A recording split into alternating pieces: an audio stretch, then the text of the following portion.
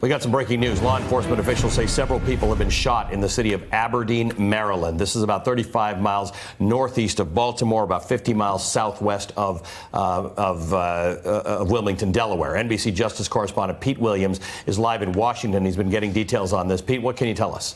Well, right now we can change this banner at the bottom of the screen that says the suspect is still at large. I'm told by several law enforcement officials that that's no longer the case, that the suspect is down, that this shooting situation is over.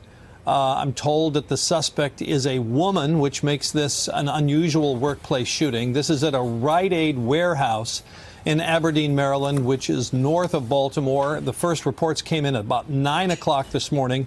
The officials had said multiple people were shot. We now believe that the number shot may be around 5. Perhaps 4 of them the injuries appear to be fatal.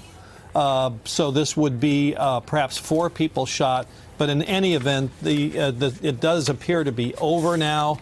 There was a long period of time of searching through that warehouse to try to find the suspect who was responsible for this shooting, and that appears to be over. Very tense moments this morning. Some people inside the building sending tweets to their loved ones saying that there was an active shooter, that they were hiding, didn't know if they would make it out. But now we know that this is over. We don't know the total number of employees who worked in this warehouse. We think it's around 100 or so. Wow. This Rite Aid drug distribution, prescription drug supply distribution warehouse for the Rite Aid drugstores in that region. So about 2 hours after it started, it appears now to be over. The suspect has been identified, apprehended, is down, is what we're told by law enforcement officials. And we should be hearing more from the county sheriff, the Harford County Maryland sheriff, in about half an hour, Ali.